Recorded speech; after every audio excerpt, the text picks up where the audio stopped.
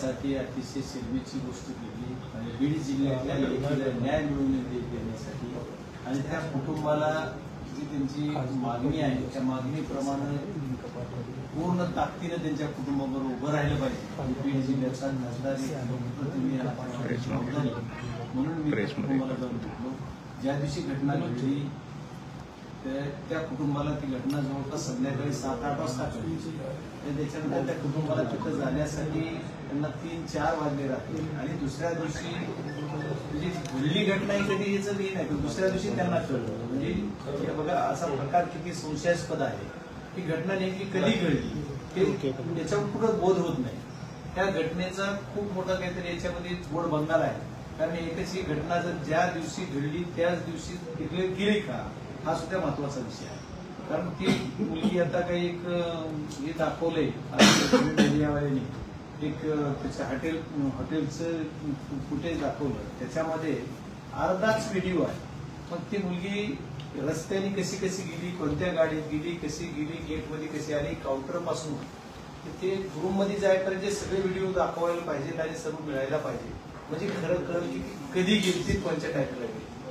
ती खरंच म्हणजे स्वतःच गेली का तिची डेड बॉडी नेली. तिचं जर होते तर तिला ते ज्यावेळेस पोलिसांनी आणखी तिचे जे काही फोटोज आहेत ते फोटो कुठं डिक्लेअर केले म्हणजे जे जिथं कुठल्या रस्सीने घेतली, कशी फाशी घेतली म्हणून जे डिक्लेअर केलं आत्महत्या केली. त्याच्यानंतर आज पीएम रिपोर्ट येतो. पण पीएम रिपोर्ट 24 तासाच्या आत झाला की 48 तासांनी झाला की आणखी 72 तासांनी झाला याचं काही बोध नाहीये. ही खरी घटना किती वाजता घडली होती आणि कोणत्या क्षणाला घडली, तिथून पुढे काय झालं याचा सर्व घटनाक्रम सर्वांसमोर आला पाहिजे. आणि तिथल्या पोलीस यंत्रणेने सुद्धा संशयास्पद जे महाराष्ट्रामध्ये त्यांचा संशयाला बघितलं जातं याच्यासाठी त्यांनी काम केलं पाहिजे आणि संशयाने महाराष्ट्रानं बघू नये त्याच्यासाठी त्यांनी प्रखरतेने काम केलं पाहिजे. पण तसं होत नाहीये. तिथल्या पोलीस यंत्रणेला संशय येतो. ही मुलगी जिथं त्या किती वर्षापासून त्या हॉस्पिटलमध्ये ड्युटीला होती. या डॉक्टरांनी जेवढं सेवा केली तर बघा हे बॉन्डेड डॉक्टर आहे. म्हणजे बॉन्ड जो असतो डॉक्टरांना द्यायचा तो बॉन्ड देऊन ते तिचं काहीतरी पुढच्या आता नोव्हेंबर महिन्याचं काहीतरी म्हणजे आत्ताच रिसेंटली संपणार आहे तिचा बॉन्ड आणि त्याच्या 15-20 दिवस अगोदर ही घटना म्हणजे तिचा बॉन्ड ज्यावेळेस बॉन्डेड असताना सुद्धा तिला पीएम ला करायलाच कशामुळे ड्युटी दिली. पीएम करणारे जे काही ऑपरेटर असतात ते कुठल्या अवस्थेत पीएम करतात सर्वांना माहिती आहे. पीएम करताना त्यांना कुठल्या अवस्थेमध्ये ते पीएम करून ते पण दररोज पीएम करताना बऱ्याच काही गोष्टी असतात. फक्त ही लेडीज आहे. ही लेडीज असताना ही लेडीज डॉक्टर का दिली आणि तिच्या हातावर जवळपास 84 का 82 पीएम आतापर्यंत झाले. मग ही बॉन्डेड आहे.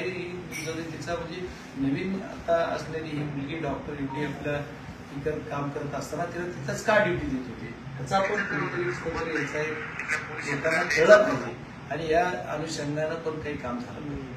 याचा सुद्धा शोध घ्यायचं मी काम करणार आहे. एवढंच नाही तर या पुढच्या प्रकरणात सुद्धा की त्या मुलगी ज्या दिवशी तिथं जॉईन झाली तिथं गेल्याच्या नंतर ती कुठं राहत होती, कुठून त्या हॉटेलला गेली, किती वाजता गेली, ही घटना कधी घडली आणि तिच्या जीवनामध्ये तिनं तिथं काम करत असताना कुणी काय तिला प्रेशर दिलं, कुणी टॉर्चर केलं.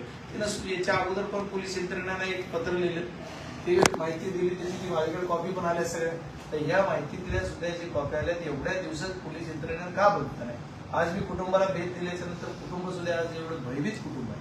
त्यांनी असं सांगितलं की आम्हाला फोन आला संध्याकाळी 7-8 ला आणि असंच झालं आधार कार्डनं पोटरबल या गावचा ऍड्रेस त्या आधार कार्डवर असल्यामुळं आम्हाला तसा फोन आला. त्या फोनच्या अनुषंगाने आम्ही तिकडे गेलो. रात्री 3 वाजता आम्ही तिथे गेलो. त्याच्यानंतर दुसऱ्या दिवशी त्यावेळेस आम्हाला सकाळच्या बॉडी दवाखान्यात बघायला मिळेल आणि त्याच्यानंतर झाली तर पीएम रिपोर्ट लगेच का नाही किंवा जर ही घटना घडली होती 24 तासात पीएम का झालं नाही.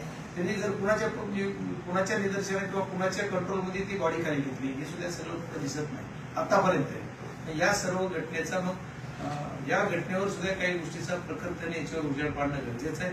त्याच्यामुळे मी या प्रकरणामध्ये बीड जिल्ह्याचा एक कार्यकर्ता म्हणून, बीड जिल्ह्याचा एक लोकप्रतिनिधी म्हणून माझी जबाबदारी की बीड जिल्ह्याच्या लेखीला न्याय मिळाला पाहिजे. याच्यासाठी जे घटनाक्रमाने तिथं काय काय घडलं याच्यासाठी मी फलटणला जाणार आणि फलटणच्या प्रत्येक गोष्टीची चौकशी पूर्ण इन मीडिया करणार आणि मीडियाला बोलून सगळ्यांना करून इन कॅमेरा सर्व चौकशी काही झाली पाहिजे.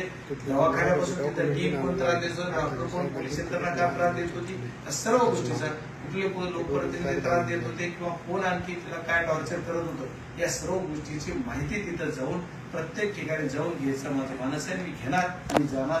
त्या लेखीला माझ्या बीड जिल्ह्याच्या न्याय मिळेपर्यंत स्वस्त बसणार नाही असं मला वाटतं. मात्र जर दुसरीकडे बघितलं तर महिला आयोगाच्या अध्यक्ष असतील, त्यानंतर मुख्यमंत्री असतील, त्या संपूर्ण प्रकरणाच्या अनुषंगाने जर बघितलं गेले 5 दिवस झाले अद्यापर्यंत स्पष्ट पद्धतीने अशी कुठली माहिती समोर येत नाही. आता महिला आयोगाच्या ज्या अध्यक्ष आहेत आमच्या आदरणीय ताई चाकणकर ताई, त्या याच्या अगोदर महिला आयोग जे असताना ते जवळपास 2-3 वर्षांना त्यांच्याकडे पद आहे. तर कुठं जाऊन प्रेस एखाद्या प्रकरणात घेतली असं मला नाही दिसलं. याच प्रकरणात त्यांना प्रेस का घ्यावं वाटलं? या प्रकरणामध्ये कधी कुठं घेतली का तरी प्रेस कुठला? आता बघा पुण्याची एवढी घटना घडली, आणखी बऱ्याच घटना आहेत. उदाहरण देता येईल तर एवढ्या अशा घटना घडल्या त्याचे चकार शब्द सुद्धा बोलले नाही. त्याच्या चौकशी, त्यांना काय काय त्याचे कुठं त्याचे आरोप झाले कुटुंबाचे की आम्हाला महिला आयोग काही मदत करत नाही, आमच्या प्रोटेक्शन देत नाहीये. तिथं जाऊन महिलावर आरोप करणे आणि आता त्या आमच्या लेकीनं आत्महत्या केली असं दाखवलं जातंय. आत्महत्या आहे की हत्या आहे याचा सुद्धा सखोल चौकशी झाली पाहिजे आणि याच्यावर बघितलं पाहिजे. याच्या सर्व गोष्टीचा तपास झाल्याशिवाय कळणार नाही. आणि याला किंवा आत्महत्या केली तर यांना कुणी कुणी प्रवृत्त केलं, का केली, तिला आत्महत्यासारखं एवढं टोकाचं पाऊल का उचलावं लागलं हे सुद्धा बघावं लागलं. आणि आज तिच्यावर काहीतरी वेगळी स्टोरी रचलेली असली, आज तिच्या कुठल्या तरी वेगळ्या विषयावर बोललं जात आहे. असं बोलणं किती संयुक्तिक आहे? त्यांना म्हणजे ही अशोभनीय घटना करतायत लोक. तुम्ही मयताच्या टाळूवरला लोरी खायचं काम तुम्ही करताय. आज आमची ही लेख मयत झाली, तिला न्याय द्यायचा सोडून तिच्या विषय वेगळा विषय दुसरीकडे डायव्हर्ट करायचा असा प्रयत्न काही लोक करतायत, हे मी होऊ देणार. बाप्पा जर आपण बघितलं तर त्या डॉक्टरनी ऑक्टोबर 2023ला ते दवाखाना जॉईन केला होता. त्यानंतर त्या दवाखान्यात आतापर्यंत 431 पोस्टमॉर्टम झाले, त्यापैकी 113 पोस्टमॉर्टम या महिला डॉक्टरनी केले. हो, माझ्याकडे जी माहिती आली त्याच्यात 82 असं सांगितलं गेलं. तुमच्याकडली माहिती आता 113ची आहे. तर आता ते नेमकं करेक्ट आकडा मी तिथे जाऊन घेणार आहे. पण मी माझी लिखित त्यांना स्वरूपात कळवणार की मला काय काय पाहिजे.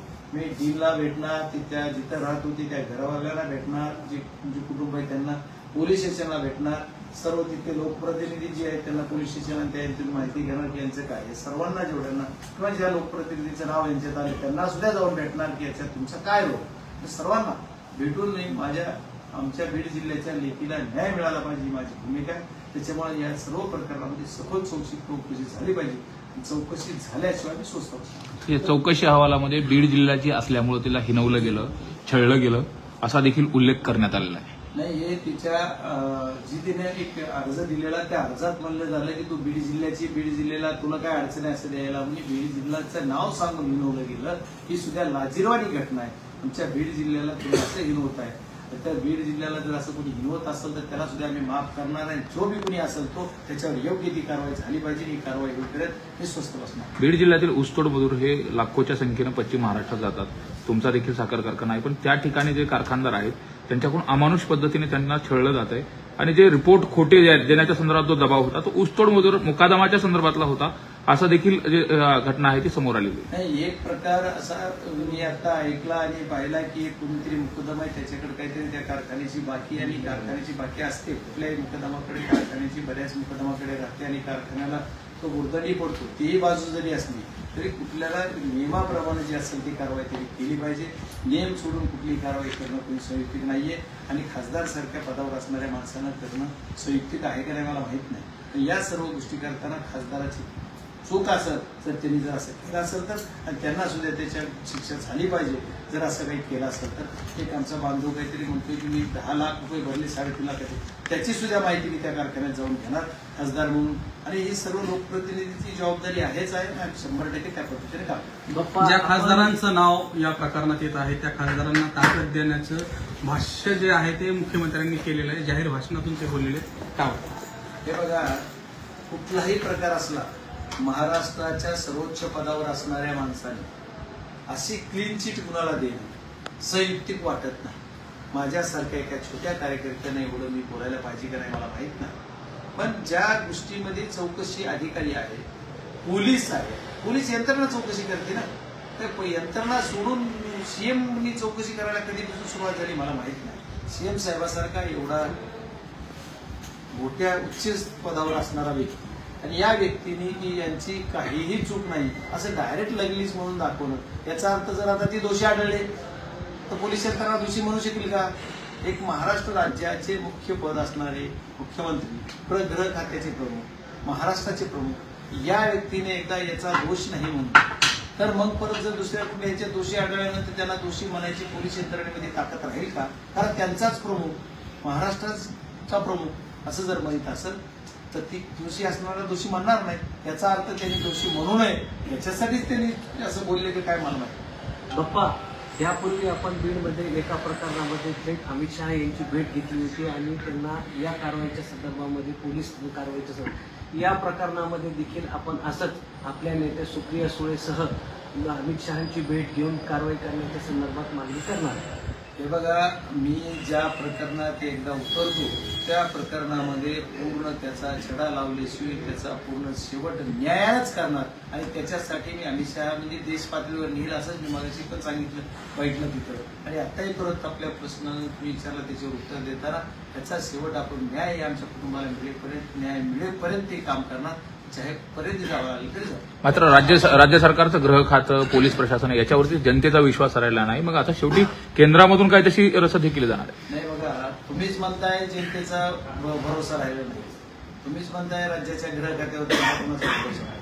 त्याच्यात मी काय वेगळं बोललं पाहिजे? त्याच्यासाठी केंद्रातून आपल्याला याची सूत्र हलवावं लागले तरी मी केंद्र सरकार म्हणजे केंद्र सरकारच्या एक सदस्य असल्यामुळं संसदेचा माझी जबाबदारी आहे. मी केंद्रातल्या यंत्रणेकडे त्याचा तपास द्यावा याच्यासाठी मागतो. बाप्पा, आपण जर पाहिलं तर आत्महत्या केलेल्या तरुणीनं ज्या पोलीस अधिकाऱ्यांवर आरोप केले होते आणि तसंच तिथल्या वैद्यकीय अधिकाऱ्यांवर देखील आरोप केले होते की ते त्या ठिकाणी दबाव टाकतात त्यांच्यावर आरोप असताना आता या सगळ्या प्रकरणाची चौकशी देखील तेच पोलीस करत आहेत. दुसरीकडे कुटुंबियांकडून एसआयटीची मागणी केली जाते परंतु ती अद्याप मान्य करण्यात आलेली नाही. यामुळे तपासात कुठे त्रुटी राहू शकतात. हे बघा, यासाठीच मी म्हणलं की तुम्हाला येणाऱ्या काही दिवसामध्ये मी तिथं जाणार, सगळं माहिती घेणार, त्याच्यानंतर मीडियासमोर येऊन काय केलं पाहिजे ही मागणी करणार. त्याच्यामुळे आज मी अर्धवट काही माहिती मला जेवढे गोळा केले तेवढे आलेले आहे, तर पूर्ण माहिती घेऊनच या सर्व विषय बोलला पाहिजे. कुणाकडे दिलं पाहिजे तपासात, कारण या तपासात ज्यांनी गुन्हा केला, ज्यांच्या पोलीस पीआयनं गुन्हा केला, पोलिसांनी गुन्हा केला, त्यांच्याच पोलीस स्टेशनच्या वरिष्ठांकडून त्यांच्या वरिष्ठाकडे जर हा तपास दिला तर न्याय कसा मिळेल? त्याच्यात तर नाव त्यांचं सुद्धा आहे. आणि जे आता पोलीस तिथं काहीतरी ते त्यांची कारकीर्द तर खूप गाजलेली, त्याच्यामुळे आता त्यांच्यावर काय असेच कारकीर्द गाजलेले अधिकारी काही इकडे आमच्याकडे होते, त्याच्यामुळे हा विषय खूप चिंतेचा आहे. जिल्ह्याची बदनामी 4-5 जणांनी केली आणि त्यामुळे असे प्रकार घडले असं तुमच्या मित्रांनी म्हणजे धनंजय मुंडेंनी म्हटलं. त्यांना बदनामी आम्ही काय केली कळलं? अशीच सत्य घटना घडलेली जी होती, ज्या सत्य घटनेमध्ये तुम्ही दोषी आहात, ज्यांच्यावर आम्ही बोललो ते जेलमध्ये आहात आणि काही तपास काही अंशी आणखी तुमच्याकडे पण बोट येते, त्याच्यामुळे तुम्ही असं काही बोलणं विनाकारण कशाचा अर्थ कशाला लावणं? म्हणजे आज ह्याच्यात राजकारणच करायचं का तुम्हाला? ज्यावेळेस आम्ही बदनामी केली असं तुम्हाला म्हणायचंय तर तुम्ही काय केलं? तुम्ही गुंड पाळले, तुम्ही मारामाऱ्या केल्या, तुम्ही लोकांचे घरं मोडले, तुम्ही लोकांचं काय काय केलं, ही बदनामी कोण? आज रोज टीव्ही पुढे येऊन लोक काय काय बोलतात तुमच्या विरोधात. त्याचं याला आम्ही थोडं म्हणतोय की आम्ही बदनामी केली, आम्ही 4-5 जणांनी बदनामी केली. आता त्याचा नेमका सगळे 4-5 जणांत नेमका कुणावर रोख होता? 5 जणांवर होता का 1 जणांवर होता, 2 जणांवर होता माहित नाही. बोलू देत सगळ्या गोष्टी, त्यांना आणखी भरपूर काय आहे, आम्ही बोलतच नाही. मी संयमाने घ्यायचा प्रयत्न करतोय आणि आम्ही सर्व, मला बाकीचं माहित नाही, पण आम्ही सर्व प्रक्रियेमध्ये न्यायाची भूमिका घेतो, बदनामीच नाही. बीड जिल्ह्यात ही माझी मातृभूमी आहे, ही आमची आई आहे. बीड जिल्हा आहे, आमच्या आईची बदनामी कुणी केली ती सहन करून घेतली जाणार नाही. आणि बदनामी तुम्ही करताय, जातीवाद तुम्ही करताय आणि बदनामी आमची करताय. उलट आमच्या जिल्ह्याची बदनामी करायला तुम्ही कारणीभूत आहात. कोण करते जात? कोण करते बदनामी? प्रत्येक गोष्टीत काहीतरी काम करायचं नाही, कुठेतरी काहीतरी राहायचं, लोकात राहायचं नाही आणि पुन्हा आधार घ्यायला काय तर जात, आधार घ्यायला काय तर बदनामी. हे चुकीचं आहे. असं स्टेटमेंट कुणीही करू नये, एवढ्या उच्च पदावर राहणाऱ्या माणसांनी करू नये असं म्हणतात.